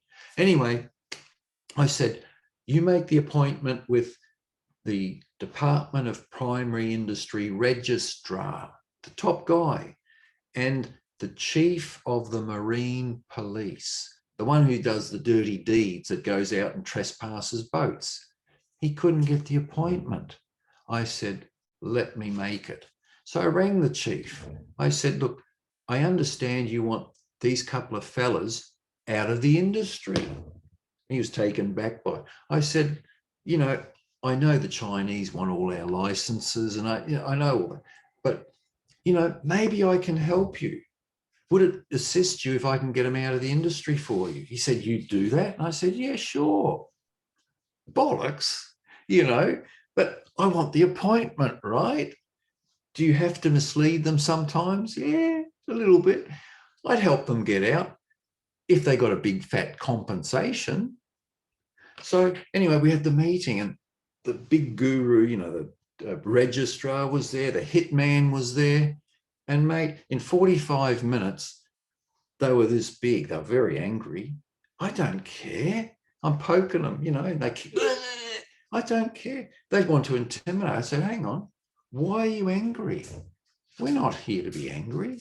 We want some answers. Keep poking, you know. Why have you lost your calm? Well, I said, where's your authority? Oh, we're the Marine Police. I said, where's your authority? What act? Oh, the Marine Police Act. I said, that's an act, isn't it? That's how you get them. The round table webinar, you'll learn all the tricks. It's easy, but it's got to be here. Oh, that's an act. Yes, it's an act. Well, aren't these Aboriginals? Aren't they the original people of the land? And are my friends here not men? Well, what's that got to... that's not the answer I'm looking for. So for the second time, are they not men? Oh, they look like men. I said, that's not the answer.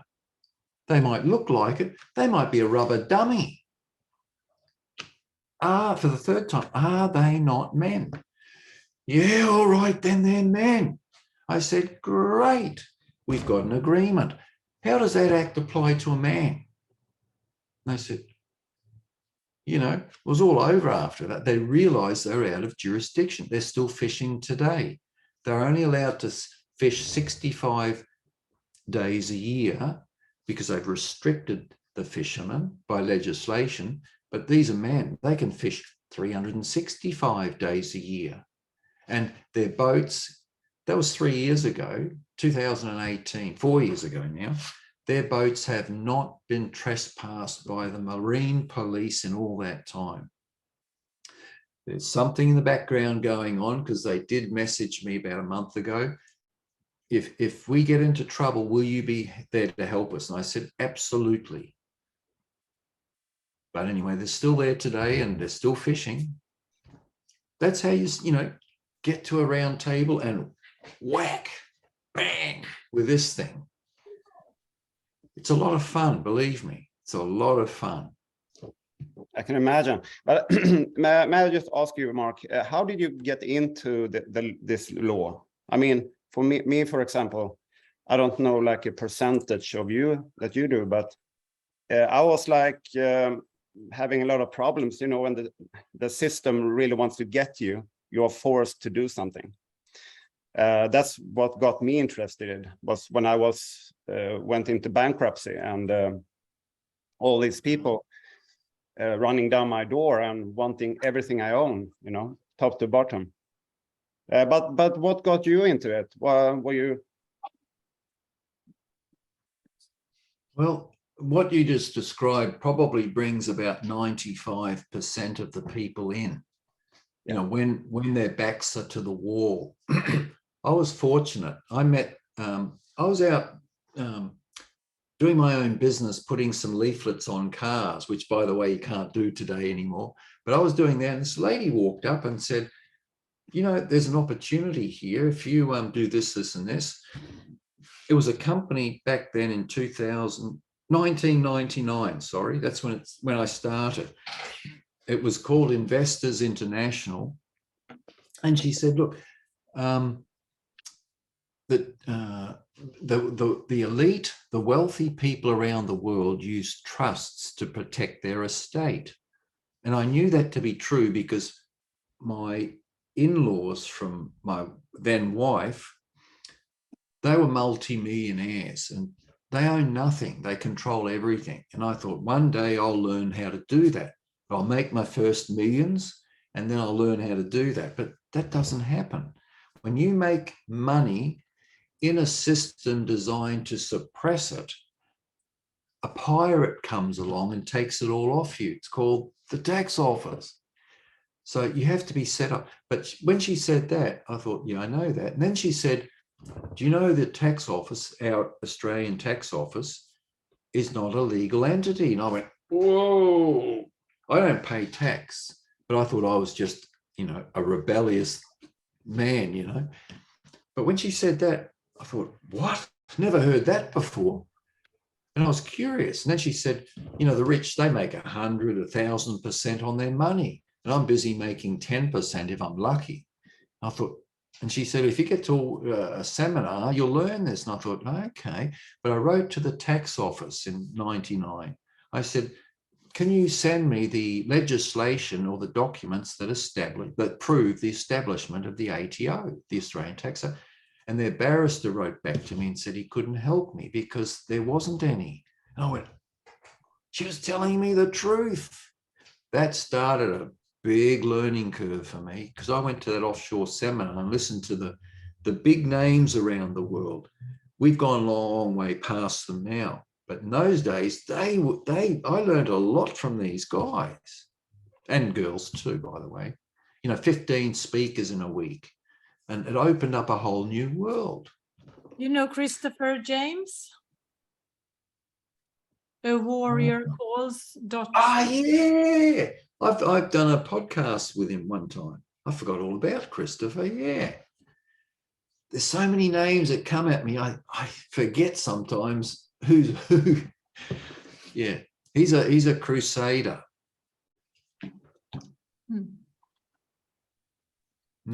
I do know. Could you talk a little bit more about trusts and how we could use it to protect our assets? I'm really happy to come in with some questions too when I raise my hand here. So Yeah, I'm sorry, I'm not so used with this kind of technology. So just, yeah, if someone wants to talk, just ask. Here in Sweden, we have something called civil law, but but we found out that the common court here in Malmö city, they are under maritime law. And then I've been talking with somebody else, and they said when you come up to the higher court here in Sweden called hovrätten, then you come into common law. And when you go even higher up to the högsta domstolen, then they say it's canon law. So I'm thinking, yes. So I'm thinking, is this civil law, is that a sort of a curtain for all the other laws, so we don't know what jurisdiction we are under? That's how I'm thinking. What are your view on that? Of course, you can't know about the Swedish system, but they call it civil law here. Right. I think there's an element of truth in what you're saying, but I think more accurately, they are just different jurisdictions of law, and some do genuinely prevail over others. Some are definitely higher. If you're a Catholic, then canon law is actually quite strong, but rules of equity still gazumps it.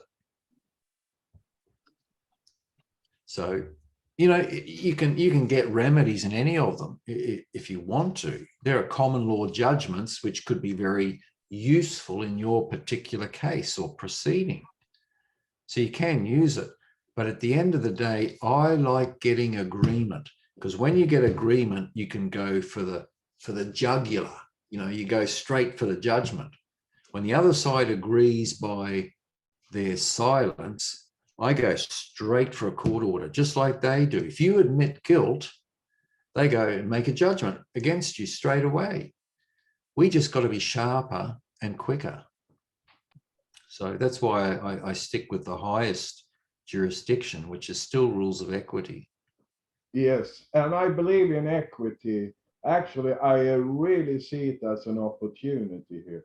But it's also important that we have to do this with clean hands. And I don't think people should use it for their parking tickets or something, because I don't mean that clean hands, There is much more important things to concentrate on. Yeah. Like you said, for the rest of the humanity and things. We have to go on there. That's where we have to put all the energy in. Then we can start to fix all the other smaller problems. Yeah, we have an expression here, pick your battles. That means, discern where you want to spend your energy. Yes. Spend your energy achieving major things, not minor. But quite often when people start, they're new to it, they just want to get a result across the line. Then, you try them on some smaller things, but once you've got a few small successes, go for the bigger things, but get some successes first. Mortgages take 100 times more energy than dealing with a credit card or dealing with a personal loan or fines or utility accounts, electricity or gas or whatever. Mortgage, banks don't want people being free. They want you being a slave. So they fight very hard to stop you being successful. But I fight harder. Maybe not harder, maybe smarter. Yeah. When you come from a position of lack of integrity and dishonor and fraud, we're talking about the corporations, and you're coming from integrity and honor, there's no way on earth you can lose. There is no way. All you got to learn is well, you got to know how to use the knowledge, the rules of equity principles. But once you've learned them, if you've got the backbone, you will not fail. You can't fail. You just stand up. Why are you threatening me? Oh, I'm not threatening. Oh, good. So what I was doing was okay. You know, when the last resort, any of the thugs, that's what I call corporations, they're thugs. They're out there to kill the world. You know, when you know who's controlling the world at the moment, and it filters down into the heads of governments and then into the corporations, and there's a chain, you know, they want to exterminate mankind because we were the second creation. That's another story. But if their aim is to, like corporations, their principal goal is to make the maximum profit. Now, if it means exterminating all life on earth and they maximize profit, that's okay under corporate law. But in the private realm, it's not okay. But you've got to hold them to account. That's why I like having meetings, because I can knock anybody out at a meeting, not physically, you know, with words. You can win every time. What authority are you claiming?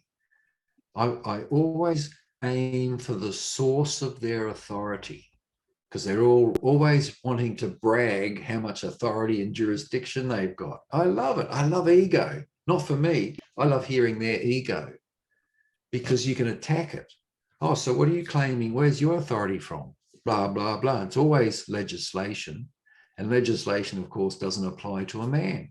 So you know already you're going to win every time, but you've got to flush it out. You've got to get them to admit. So you've got an agreement. Oh, so that's anything else that you rely on? No, that's the source of my authority. Good. Are we now in agreement that I'm a man? What do you mean? No. Yes or no is the answer. Are we in agreement that I'm a man? Well, yeah. How does your authority apply to a man? And they've lost there and then. My quickest meeting ever was about 10, 12 minutes with 3 parties. You know, when you target the right questions. There are some other things that, are there any more questions? I can say something about trusts. I can also say something about some foundational principles. But if there are specific questions, we can deal with those. Yeah, we have here in Sweden, we have problems with the forming of trust because we didn't sign the agreement down in Hague, I think it was. So here in Sweden, we have problem with these trust forming them here, and to avoid taxes. You can actually make them here, but they are not valid for avoiding tax. Okay. Yeah, I'm not sure. I don't think we've done a trust for Sweden. We've done trusts now for about, I think, 9 or 10 countries, but most of those are Commonwealth countries. You know, Canada, New Zealand, UK, Australia. We have done them for many Americans too, and they seem to be okay. They have no problem with them. I think we've done a couple for European countries, but Holland, we've done a number. I can't remember the other one, but Mark, before we end, maybe you could tell us how to interact with yourself, what you have to offer. Did you become pay a membership on your website, or do you have webinars on how to work with you, so to speak? Okay. If someone is interested in that from this group today. Right. Well, the solutionsempowerment.org is the website, and we do have a membership. We've kept it actually very low for the reason that we want to be able to get anybody in the world to be a member and not have the price be a hurdle. We have some very high net worth people, especially from America, that are members, and they laugh at us because they think, you know, there are millions of dollars worth of intellectual property that they valued at millions of dollars, but it should be at least a 10,000 US entry. Well, our membership is $129 Australian. So if you check with your currency, then you'll know what it is. But a renewal is $99. And it includes a lot of things. We have a lot of free material on the website too. But there are so far about 70 recorded webinars. They're all about 1 hour, 1.5 hours, each on their own subject matter. So you can play them as many times as you like. There's no charge. You just, if you want to get to know something really well, watch a webinar, the same one 2 or 3 times until it sinks in. But every webinar has support material. Those documents are what help to achieve the successes. So they support those webinars. We produce trusts as well. They're non-registered trusts. So the country or the government or the state has no jurisdiction or authority over it. Here in Australia, even, we have one of the biggest bank in Australia is the Commonwealth Bank of Australia. And on their website, they have a section for unregulated trusts, which are our trusts. So they've acknowledged unregulated trusts. They cannot regulate them because we took out all reference to legislation. We took out the copyright words of the system so that they have no jurisdiction over them. And the law of the trust is our original Commonwealth of Australia, which was under the common law jurisdiction of law.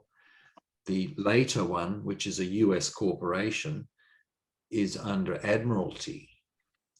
That overlaps with maritime, or maritime is incorporated into Admiralty, which is law of the sea, because they're claiming that we're all in the sea of space. So they have no jurisdiction over our product because it's not registered. It has to be registered before they have jurisdiction. And the reason they can see our trusts is because 2 parties, the trustee, which is the party that runs the estate that's held in the trust, it's usually the parents, it's a family discretionary trust, and the parents are running the estate or doing the business through the trust. They're registered parties. The birth certificate is registered. So anything attached to the party that's registered can be seen, and for that reason they can see our trust, and the system accepts them still, which is very interesting. It's kind of a hybrid between public and private. It occurred in 2005 because I had a trust done by a barrister, and I was reading through and I thought, I don't even fully understand what it means. It's legalese. And lawyers and accountants, they register the trusts before you get them.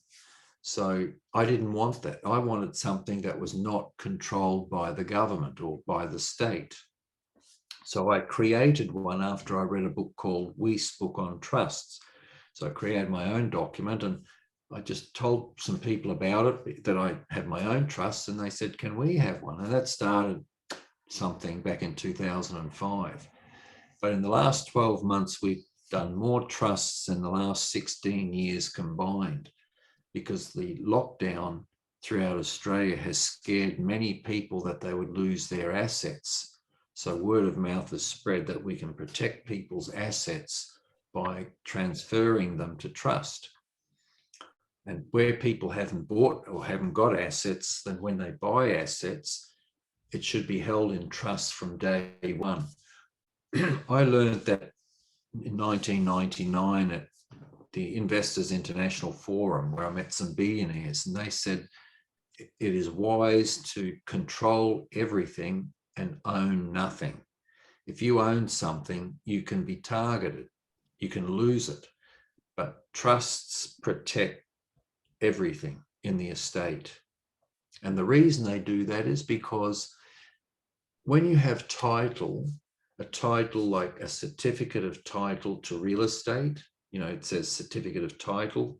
It'll be the same in your country, of course. A title has two components.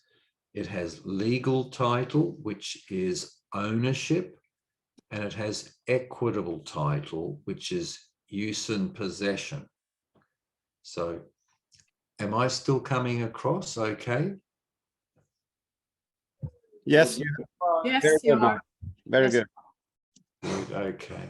So the equitable title is use and Yes. possession. You're back again. Hi. Yes, So- sorry, I'm actually on the live show with Dolores, you know, TNT radio show at the same time. So I just, this is a break. So I just wanted to say thank you very much. And thank you, Christopher, for holding the line here. And thank you for coming on with us, and really hope to have you on even more times. Did you have questions and answers? Also? Yes, I Yeah. just didn't find when people put their hand up. So, Okay. but Good. But I'm really eager to hear what you talked about, and thank you so much for being with us. I have to jump back on the show now, but see you all later. Thank you. Oh, nice to see you anyway. Thanks. maybe we should wrap that up with the trust, because does the unregistered trusts, can you have like a bank account on those as well? Yes. Yeah. Does everything that a registered trust does. But the difference is, and I can send you a form that I created, what the differences are between a registered and a non-registered trust. And when you read that, no one will ever want a registered trust, because you've got to pay tax, disperse the income it gets. It has to comply with your securities committee or whatever government authority there is. There are many restrictions, but a non-registered one doesn't have any of that. So, you know, it's like you have a free life again. You can do things privately and in peace. And that's the way it should be. I don't know why someone didn't design something like that before, but, you know, when I saw the registered trust I had, I thought there's got to be a way around having a registered trust. So you just start thinking. And, you know, my mindset is, if it can be done, I'm going to do it. And I believe I can do it. So, you know, you don't have a block. If someone else says, oh, you can't do that, I ignore it. I don't listen to other people. I listen to me. Yeah. So the last thing I'll say about trusts is that the elite use them all over the world because they've stood the test of time, and a trust is the sets the foundation for wealth generation. If you don't have a trust, it's very hard to create wealth, because as soon as you do, you get attacked.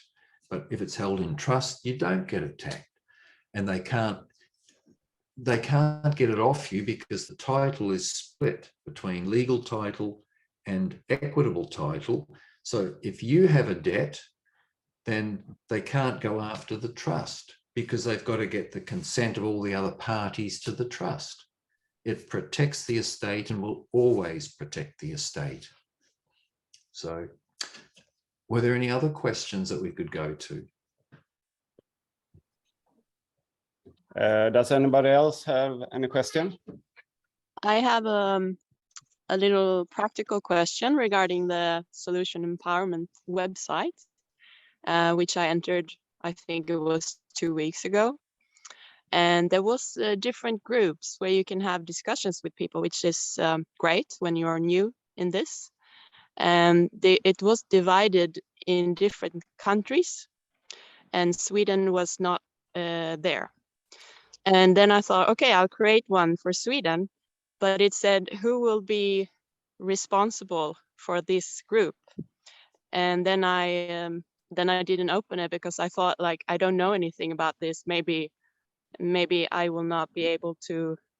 Do I have to answer questions if I open a group, or is it a good idea to open a group called Sweden? Oh, it could be done, but you know, the reason we ask is because we need someone to sort of look after the group. I don't have the time, and we're only a small team. There are only 5 of us. So, you know, we look after quite a number of thousand of people, but also people that approach us that are not members wanting help. And 5 people can't deal with the volume we've got. So we look everywhere we can to leverage. So with different countries, if there's someone looking after them, then they don't have to come to us. So, Mark, are you familiar with a Swede called Magnus Josefsson? He has, I think what he has done, as I have understood it, is that he has taken the material from A Warrior Calls. That's the website of Christopher James, and he has translated it and he has applied it in Swedish. This man lived in Finland before. I think I've heard he lives in Sweden now. Anyone who knows about him? He has moved back to Finland, actually. Okay, so you know him? Yeah, I know him, yeah. Okay. Yes. So I thought maybe he would be someone who you could collaborate with, and maybe, yeah, I don't know. possibly. Magnus Josefsson. Okay. Yeah, I invited Magnus here today, but he couldn't show up, so. Okay, very good. And I have a question for you, Christopher. Am I part of that group now you have, or if not, you can add me into that, please? Yes, of course, you can. Actually, I went on to the Solutions Empowerment, I think, is it like a year ago, year and a half? That's where I met Magnus Josefsson on that website. So okay. So you're already connected. yeah, I've gone through the material, and it would be, in a way, nice to do some of those processes and to see how we can translate that to your processes, Mark. How we can have some few cases, and yeah. At some time, I would like to get our website translated into all the European countries, because in the last, I'd say 3 years, we've been approached virtually from people from every European country that would like to see it in their language, but we just have not had the text to do it, the software text. Though the first one we did, but he took over the website. We had to let that go. But we have a current tech who's very good, and down the track we will start with some countries, particularly the bigger ones, because we have a lot of people coming from some key countries. But I think Sweden might be a contender because of Manica and others, and Dolores too, and others that are promoting. So we will look at that, but again, it's going to take time. It's taken our tech nearly 12 months to get it to where it is before we could launch it. It's a big website, much bigger than he's ever dealt with before. And he's very, his business is about website building, but what he's put together, it takes a lot to run it. And it's not a cheap exercise either, but we hope that we can get it into several key languages, but it may be another, I don't know, might be a year, 2, 3 years away yet. Yeah, I think that many of us, we know sufficient amount of English for getting up and running. It's like crawling before we can walk, so we can learn lots of things before we can start applying it, maybe. And learn. Yeah, we could arrange for people possibly helping you out, Mark, over there, if you need translation or you want to develop this side of. So that'd be terrific. Yeah, we would be looking for it at that time too. Yeah, I would look forward to that. Yeah. Does anybody else have any questions? Yes, I have one, and it's a request actually. It is because I'm in this sovereign paralegal or sovereign paralawful, we are calling us now actually. I would like to invite you, or that you was invited, some of us from SPLS Pro, into one of these Zoom meetings or something, so we can talk about how we can make this bigger, you know. So it's not only the other people that has this web, that we're going to build up a web too. Mm-hmm. And access. So if you have somewhere I can contact you, or if you have the spare time to do it, you know, I'm not sure, because I know it's a lot of work doing this. Yeah, I would say that I try to stay flexible.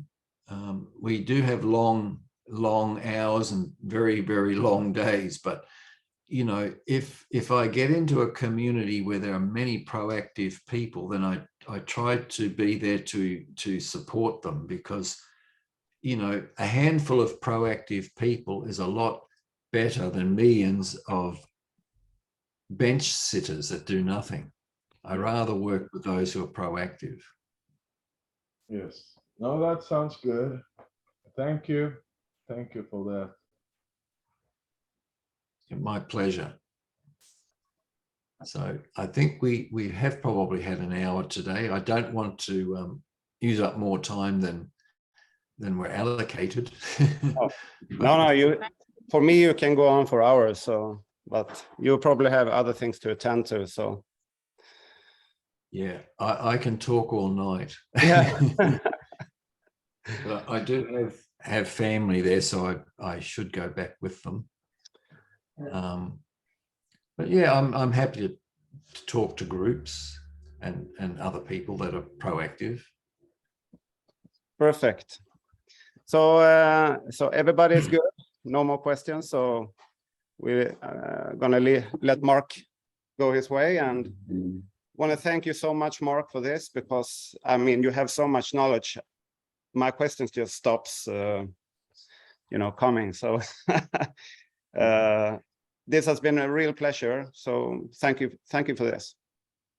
No, thank you. For me too. I like to meet people who are thinking and also out doing things.